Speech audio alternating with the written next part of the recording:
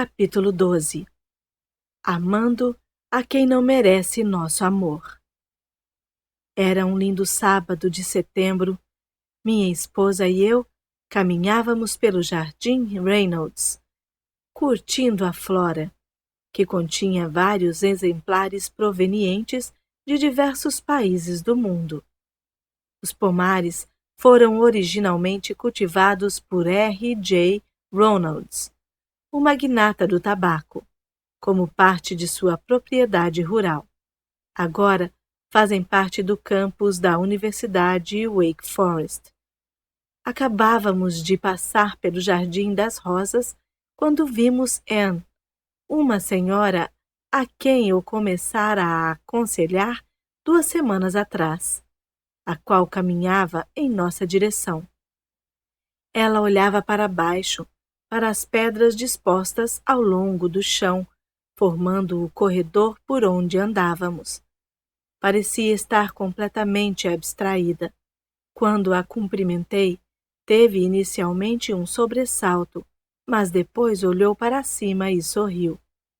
Apresentei-a a Caroline e trocamos alguns cumprimentos. De repente, ela de chofre fez uma das perguntas mais profundas que já me foram formuladas. Dr. Chapman, é possível amar alguém a quem odiamos? Eu sabia que aquela pergunta tinha brotado de uma profunda ferida e merecia uma resposta bem avaliada. Eu tinha horário marcado com ela para outra sessão de aconselhamento na semana seguinte. Então lhe disse: Anne, essa é uma pergunta que precisa ser muito bem pensada antes de ser respondida. Que tal conversarmos sobre ela na semana que vem? Ela concordou e Caroline e eu continuamos nosso passeio. A pergunta que ela fizera, porém, não nos abandonou. Mais tarde, enquanto dirigia para casa, Caroline e eu falamos sobre aquela interrogação. Começamos a nos lembrar dos primeiros anos de nosso casamento e de como, por várias vezes, tivemos o sentimento de ódio. As palavras condenatórias que dirigíamos um ao outro estimularam a mágoa e, no calcanhar da mesma, a ira, que, abrigada no interior, transformou-se em ódio. O que foi diferente em nosso caso? Ambos fizemos a escolha de amar e percebemos que, se continuássemos aquele trajeto de cobranças e condenação, destruiríamos nosso casamento. Felizmente, após um período de um pouco mais de 1 ano, aprendemos como discutir nossas diferenças sem condenarmos um ao outro, a tomar decisões sem destruir nossa unidade, a dar sugestões construtivas ao invés de fazermos cobranças e, eventualmente, a falarmos a primeira linguagem do amor um do outro.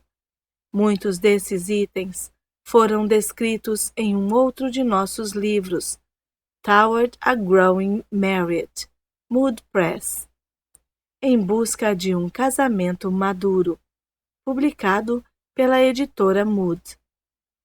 Nossa decisão de amar foi feita em meio a sentimentos negativos mútuos. Quando começamos a falar a primeira linguagem do amor um do outro, os sentimentos negativos provenientes da mágoa e do ódio foram desfeitos. Nossa situação, no entanto, era diferente da que Anne enfrentava. Caroline e eu estávamos abertos para aprender e crescer. O marido de Anne, porém, não concordava. Ela me dissera ainda na semana anterior que implorava para ele fazer um aconselhamento, ler um livro ou ouvir alguma fita sobre casamento. No entanto, ele recusara todas estas alternativas. Segundo ela, a postura que ele assumira era: não tenho qualquer dificuldade. Você é quem possui os problemas aqui. Na mente dele, ele estava certo e ela errada. e isto era simples. Os sentimentos de amor que ela nutria por ele foram mortos através dos anos de crítica e condenação constantes. Após 10 anos de casamento, sua energia emocional esgotara-se e sua autoestima praticamente se destruíra. Haveria esperança para o casamento de Anne? Ela conseguiria gostar de um marido indigno de ser amado? Será que algum dia ele corresponderia ao seu amor? Eu sabia que Anne era profundamente religiosa e frequentava regularmente sua igreja. Deduzia então que a única esperança que ela possuía para seu casamento residia em sua fé. No dia seguinte, com meus pensamentos nela, comecei a ler a vida de Cristo no Evangelho de Lucas. Sempre gostei da forma deste evangelista escrever sobre Jesus, pois, como médico, dava muita atenção a detalhes e, ainda no primeiro século, fez um relato cronológico dos ensinos e do estilo da vida do Filho de Deus. Naquele que muitos consideram o melhor sermão de Jesus, li as seguintes palavras, as quais chamo de grande desafio do amor. Digo-vos, porém, a vós outros que me ouvis, amai os vossos inimigos, fazei o bem aos que vos odeiam, bendizei aos que vos maldizem, orai pelo que vos caluniam. Como quereis que os homens vos façam, assim fazei-o vós também a eles. Se amais os que vos amam, qual é a vossa recompensa? Porque até os pecadores amam aos que os amam. Pareceu-me que aquele profundo desafio escrito há quase 2000 anos era o caminho que Anne procurava. Mas ela poderia dar conta daquele recado? Será que alguém conseguiria? Seria possível amar um cônjuge que se tornou um inimigo? Seria possível amar alguém que pragueja contra você, maltrata-o ou maltrata-a? E dedica-lhe desprezo e ódio? E se na melhor das hipóteses ela conseguir, será que ele de alguma forma lhe retribuiria? Seria possível que aquele marido mudasse e começasse a expressar amor e cuidado por ela? Fiquei espantado com as próximas palavras de Jesus, ditas naquele antigo sermão. Dai e dar-se-vos-á. Boa medida, recalcada, sacudida, transbordante, generosamente vos darão. Porque com a medida com que tiverdes medido, vos medirão também. Será que aquele princípio de amar a quem não merece nosso amor funcionaria em um casamento no ponto em que estava o de Anne? Decidi fazer uma experiência. Tomei como hipótese o fato de que, se ela aprendesse a primeira linguagem do amor de seu marido e utilizasse-a por um período de tempo, de forma que as necessidades emocionais dele fossem atendidas, eventualmente ele se tornaria recíproco e começaria a demonstrar amor por Anne. Imaginei, será que vai funcionar? Encontrei-me com ela na semana seguinte e ouvi-a novamente enquanto falava sobre os horrores de seu casamento. Ao final de seu resumo, repetiu o que dissera no Reynolds Gardens. Desta vez, porém, ela colocou em forma de afirmação.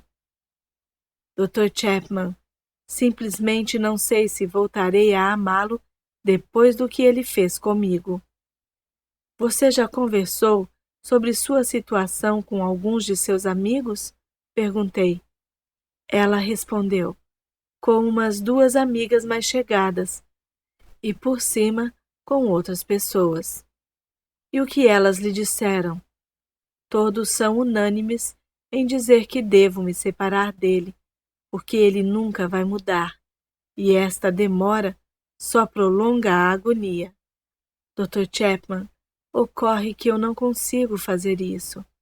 Talvez eu devesse, mas não quero acreditar que esta é a coisa mais certa a se fazer. Então eu lhe disse: parece-me que você está em um dilema. Por um lado, sua crença religiosa e a moral lhe dizem ser errado desmanchar um casamento. E por sua dor emocional, lhe afirma ser o rompimento a única forma de sobreviver. É exatamente isso, Dr. Chapman. É desta maneira que me sinto. Não sei o que fazer. Quando o tanque emocional está baixo, não temos sentimentos de amor por nosso cônjuge e simplesmente experimentamos dor e vazio. Estou realmente solidário com sua dor. Sei que você enfrenta uma situação verdadeiramente difícil. Gostaria de poder oferecer-lhe uma resposta fácil, mas infelizmente não a possuo. Qualquer uma das alternativas que você mesma mencionou, continuar ou desistir de seu casamento, certamente lhe acarretará muita dor. Antes que tome uma decisão, gostaria de conceder-lhe uma ideia. Não posso garantir que funcionará, mas desejaria que pelo menos fizesse uma tentativa. Pelo que me disse, percebo que sua fé é muito importante para você e também respeita muito os ensinos de Jesus. Ela balançou a cabeça afirmativamente e eu continuei. Gostaria de ler para você algumas coisas ditas pelo próprio Jesus que acredito tenham a ver com o seu casamento.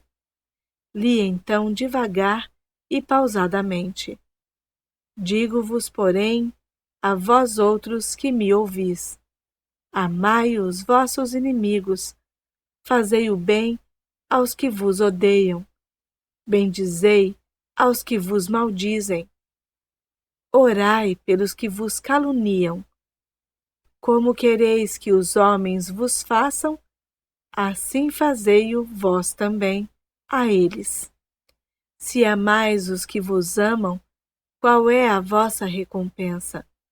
Porque até os pecadores amam aos que os amam. Estas palavras lembram seu marido? Ele a tem tratado mais como inimiga do que como amiga? Perguntei. Ela balançou sua cabeça afirmativamente. Ele já praguejou contra você? Muitas vezes. Ele já a maltratou? Sempre o faz. Ele já expressou que a odeia?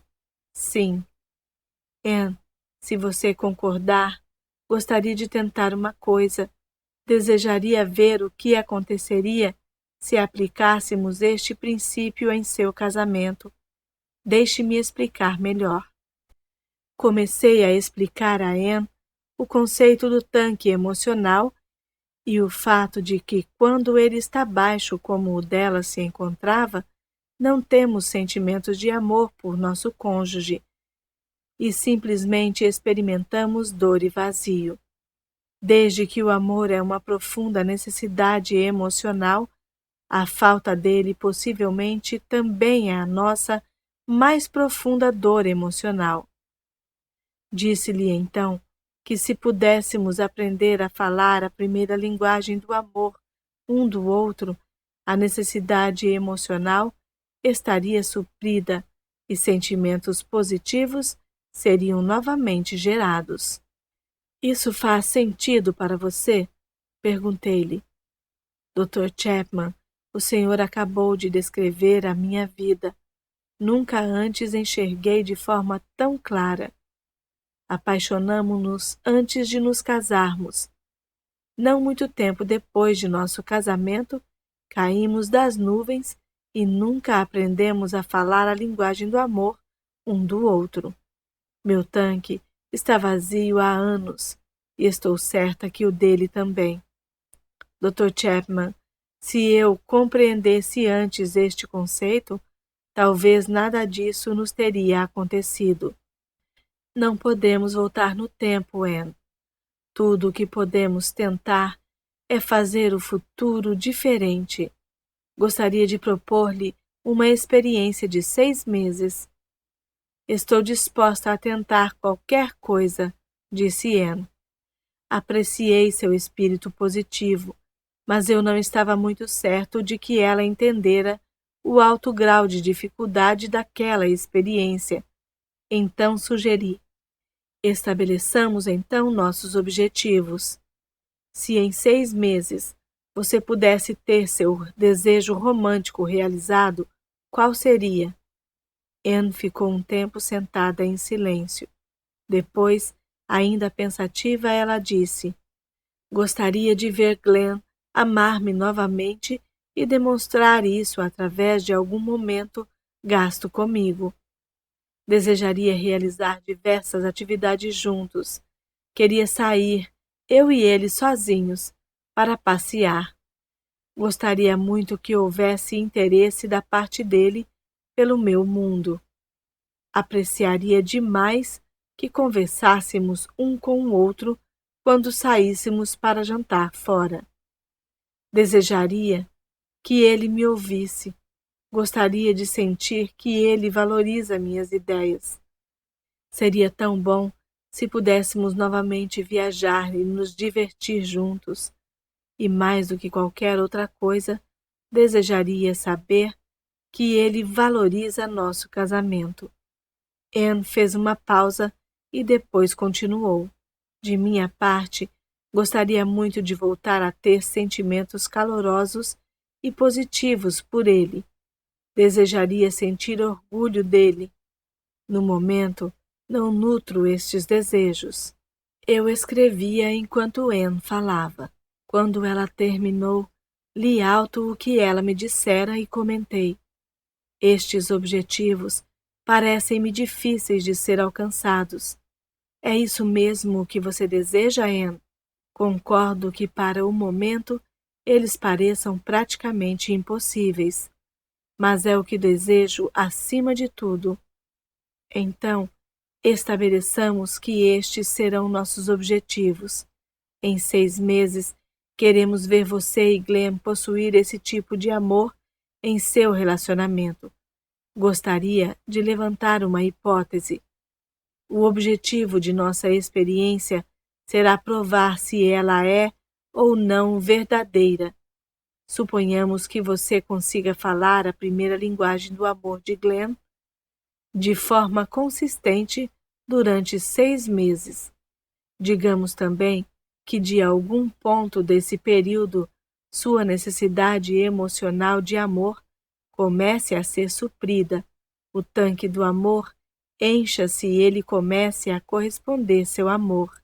Esta hipótese baseia-se na ideia de que nossa necessidade de amor emocional é a carência mais profunda que possuímos. E quando essa necessidade é suprida, a tendência natural é respondermos positivamente à pessoa que nos supriu. E eu continuei: você compreendeu que esta proposta coloca toda a iniciativa em suas mãos? Glenn não faz questão de trabalhar para salvar este casamento, mas você sim. Esta hipótese implica em que, se conseguir canalizar suas energias para a direção certa, haverá grandes possibilidades de que seu esposo venha a lhe corresponder. Li a outra parte do sermão de Jesus, conforme registrado em Lucas, o médico. Dai e dar-se-vos-á.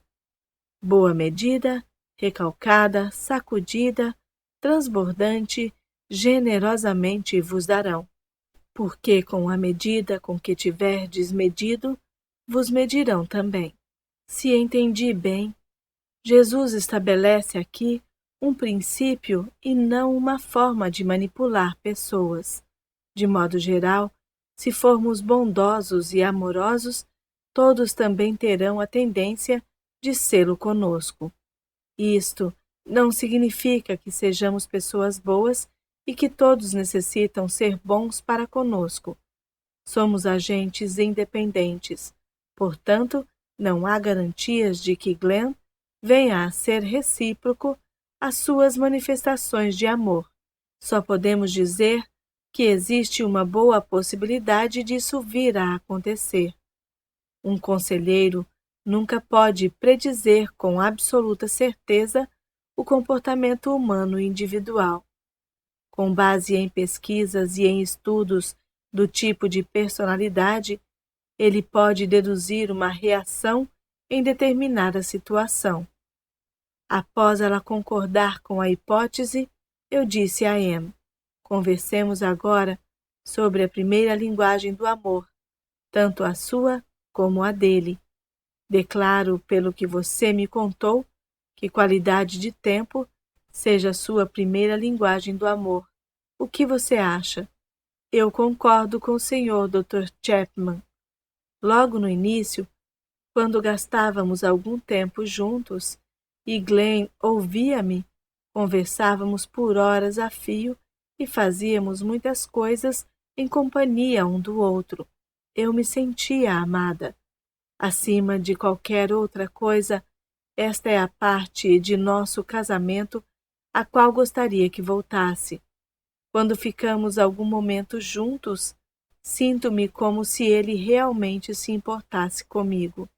Porém, quando se dedica somente a outras coisas e nunca tem tempo para conversarmos nem para realizarmos algumas atividades juntos, sinto como se os negócios e outros assuntos fossem muito mais importantes do que eu. Nesse momento perguntei: e qual você acha que é a primeira linguagem do amor de Glenn? Acho que é o toque físico, especialmente a parte íntima do casamento. Noto que quando nossas relações sexuais ficam mais ativas, ele assume uma atitude mais positiva e eu chego a sentir-me mais amada. Acho que o toque físico é a primeira linguagem do amor dele, Dr. Chapman. Ele reclama da forma como você fala com ele? Bem, ele diz que eu o critico o tempo todo. Também afirma que eu não o apoio e sou sempre contra suas ideias. Creio, então, que podemos dizer que o toque físico seja sua primeira linguagem do amor e que palavras de afirmação a segunda. Se ele reclama das palavras negativas que lhe são ditas, então, pelo que tudo indica, as positivas devem ser importantes para ele. Fiz uma pequena pausa e escrevi as seguintes sugestões. Deixe-me sugerir um plano para testar nossa hipótese. Que tal você chegar em casa e dizer a Glenn: tenho pensado muito sobre nós e quero que você saiba que eu gostaria de ser a melhor esposa do mundo. Então, se tiver alguma sugestão de como eu posso melhorar como companheira, gostaria de saber isso agora. E quero dizer-lhe que estou aberta para isso. Você pode me declarar agora, ou então pensar um pouco e dar-me sua opinião depois. Gostaria, porém, que soubesse desta minha decisão de ser a melhor esposa do mundo. Seja qual for a resposta dada, negativa ou positiva, aceite simplesmente como uma informação. Esta colocação mostrará a ele que algo diferente está para acontecer no relacionamento entre vocês dois. Em seguida, continuei, com base em sua opinião, de que a primeira linguagem do amor de Glenn é toque físico, e em minha suposição de que a segunda seja palavras de afirmação. Focalize sua atenção nestas duas áreas por um mês. Se Glenn conceder-lhe uma sugestão do que você deve fazer para ser uma melhor esposa, aceite essa informação e insira-a em seu plano. Procure traços positivos nele e manifeste apreciação por eles. Neste meio tempo, pare com as críticas. Se neste mês você tiver motivos para reclamar, escreva-os em sua caderneta de anotações, ao invés de dizer qualquer coisa a Glenn. E finalmente concluí: tome mais iniciativa em tocá-lo fisicamente e também no envolvimento sexual. Surpreenda-o e seja mais agressiva, não simplesmente para corresponder às investidas dele.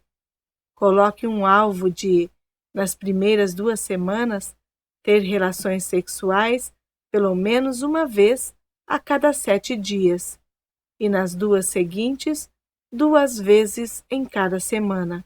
Anne me contara que durante os últimos 6 meses, ela e Glenn tiveram somente 1 ou 2 relações sexuais.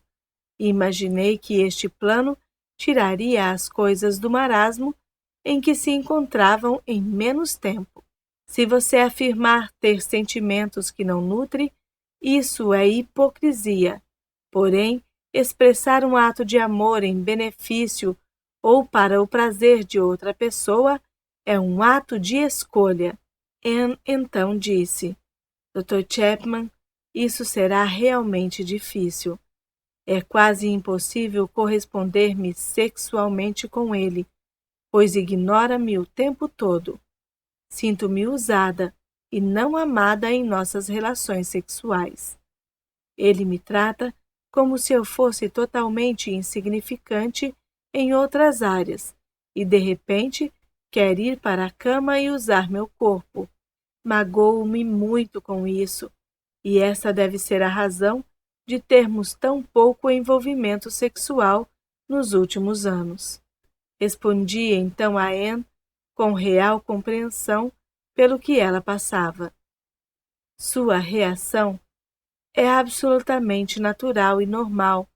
Para a maioria das pessoas, o desejo de ter relações sexuais com os maridos é decorrente do fato de serem amadas por eles.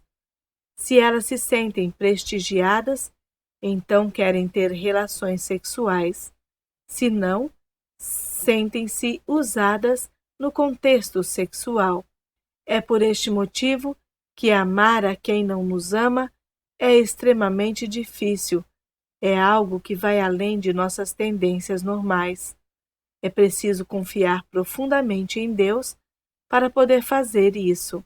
Creio que Ele a ajudará se você ler novamente o sermão de Jesus sobre o amar os inimigos, ou seja, a quem nos odeia e nos usa.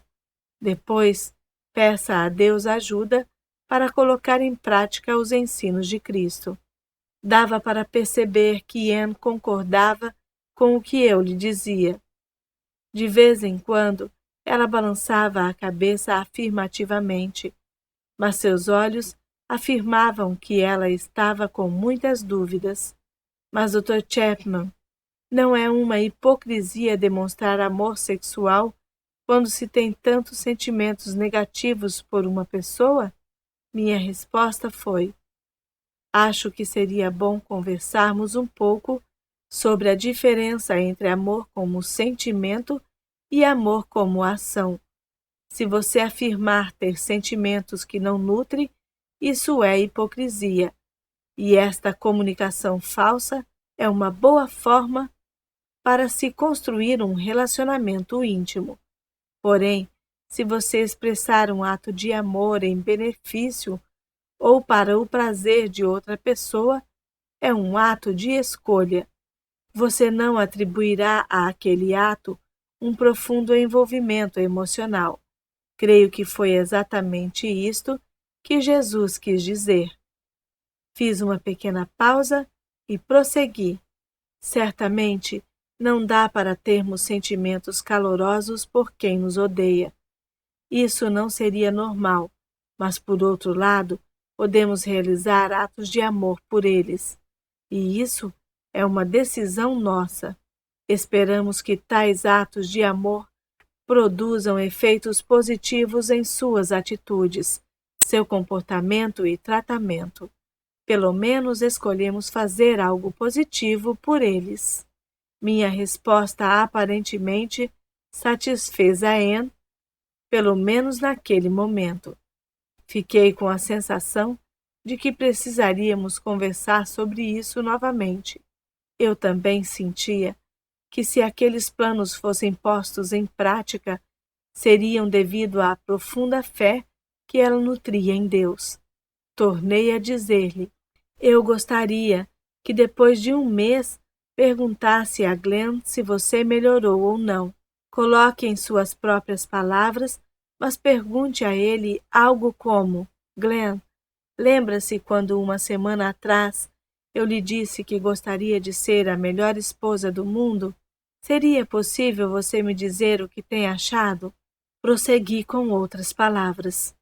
Seja qual for a resposta de Glenn, aceite-a como uma informação. Ele pode ser sarcástico, frívolo, hostil ou positivo. Seja qual for a resposta que ele lhe der, não argumente. Aceite-a e assegure-lhe que você fala sério e realmente quer ser a melhor esposa do mundo.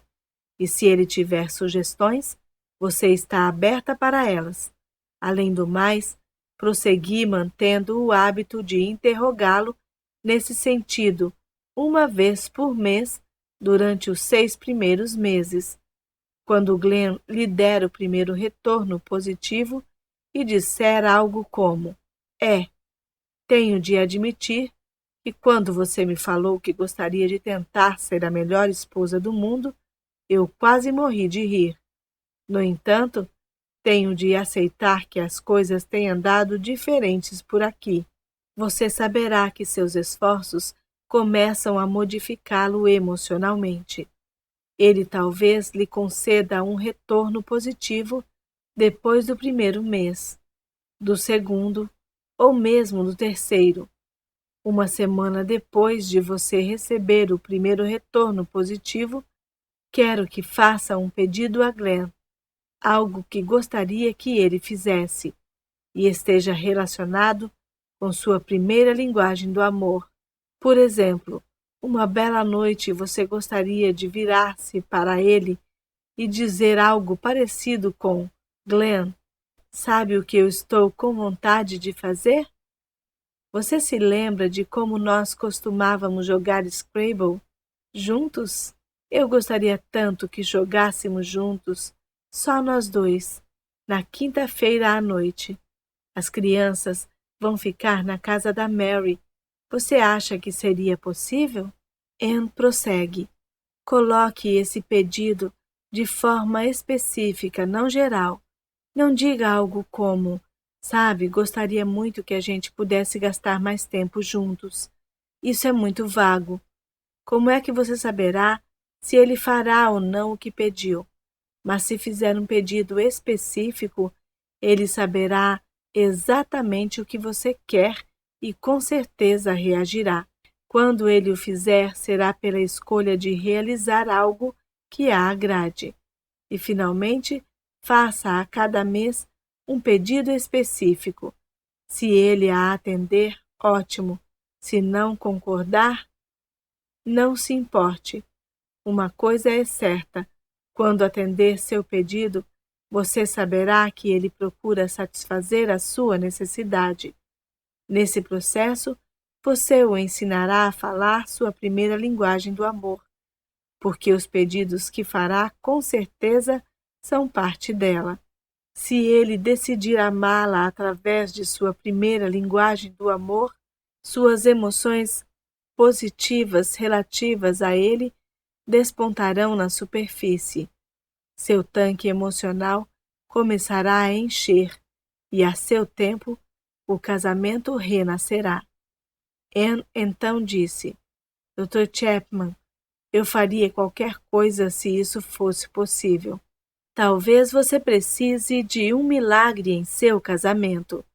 Por que não tenta colocar em prática a experiência de Anne? Bem, dará um bocado de trabalho, mas acredito que compensa uma tentativa. Eu, pessoalmente, estou muito interessado em ver se esta experiência dará certo e se esta hipótese comprovar-se-á.